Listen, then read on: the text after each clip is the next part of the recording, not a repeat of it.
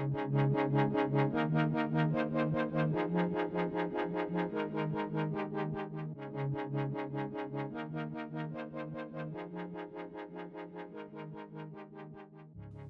welcome again. Today I want to have a look at a text from Mark, a text for yesterday's Mass, and a text that has three different moments in it.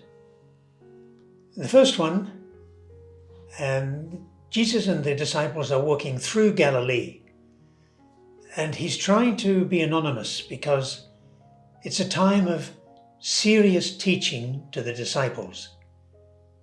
According to Luke, this is the second time he has tried to invite them to appreciate the reality of the cross. And he presents his prediction of the Passion that ends, of course, in the resurrection.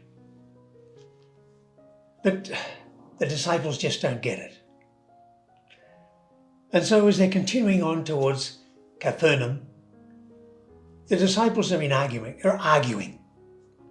Jesus apparently would seem to be walking on ahead or something. He wasn't part of it. So when they get into the house, probably Peter's, Jesus says to them, "Tell me, what were you arguing about on the way?" And they couldn't answer because they'd been arguing who was the greatest. Who was the greatest among them? So Jesus sits down. And anytime we see Jesus sit down, it's because he's going to teach.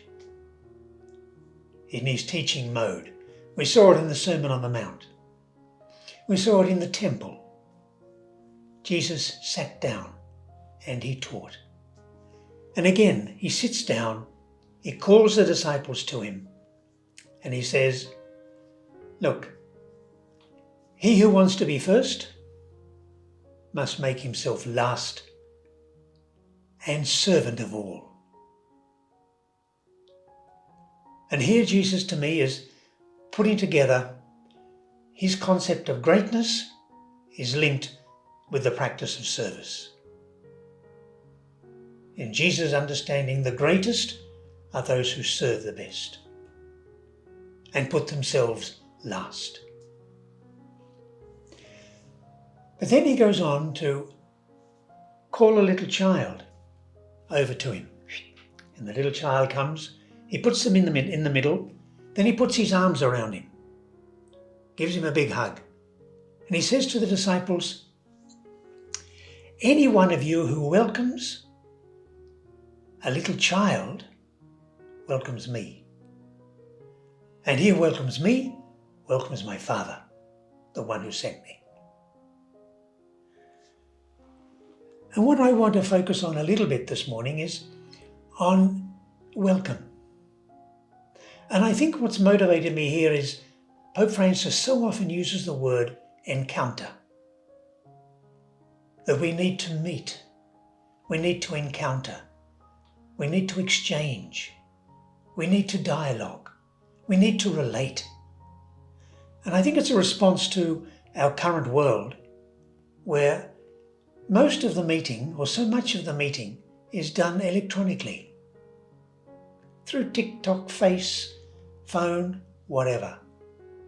And it's not really encountering. We're encountering an electronic gadget. And Pope Francis is saying we need the human dimension very much. And so there are three examples that came to my little mind.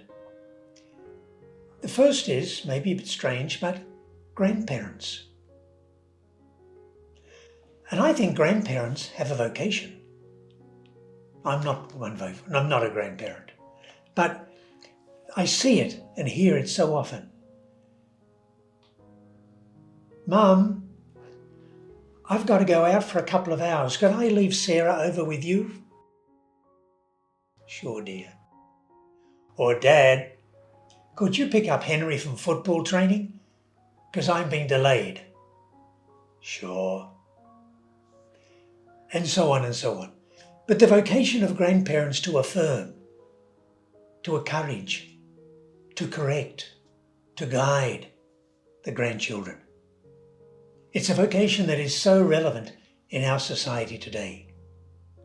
And I think those of us who are not grandparents, and maybe the grandparents as well, could also affirm other grandparents.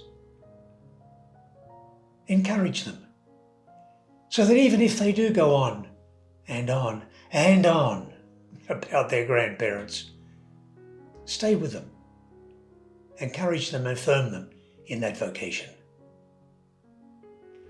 Another group of little ones in our society, I think, are the refugees. Are they welcomed? Do we welcome them, or do we just consider them to be statistics, problems, unwarranted, unwanted? Do we not consider them to be people?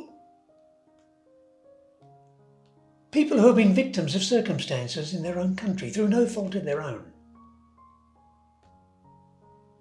Do we treat them as people? Do we welcome them? And I suspect, in great part, we don't.